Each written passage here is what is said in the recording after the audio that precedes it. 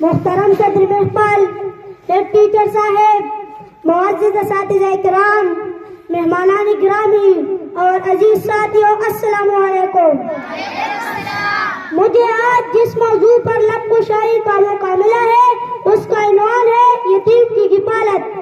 کوئی بھی معاشرہ جس کے اندر ذرا سی بھی جنت زندہ ہو، کمزور، لاچار اور محتاج افراد کے لیے بے پناہ ہمدردی اور تعاون کا ذمہ دار ہوتا ہے۔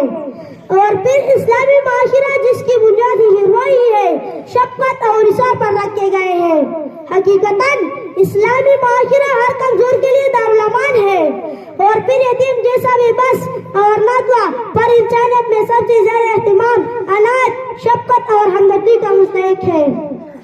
حضور کریم صلی اللہ علیہ وسلم نے فرمایا، جو یتیم کی کفالت کرتا ہے جنت میں میرے ساتھ اس طرح کھڑا ہوگا جسے ہے شہادت اور درمیانی انگلی۔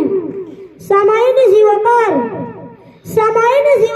قرآن کریم اور رسول اللہ صلی اللہ علیہ وسلم کی تعلیمات میں ہمیں واضح طور پر کمزور اور حاجمند طبقوں کے حقوق کی ادائیگی کی تاکید فرمائی ہے۔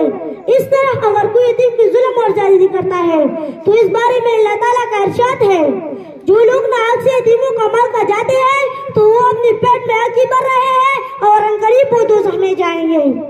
جناب علی، حدیث مبارکہ میں رسول اللہ صلی اللہ علیہ وسلم نے یتیم کی کفالت کرنے والے کے لیے جس سازش کا ذکر کیا ہے وہ یقین میرے اور یتیم کی پرورش کرنے والے کے درمیان انتہائی کم واسطہ ہوگا۔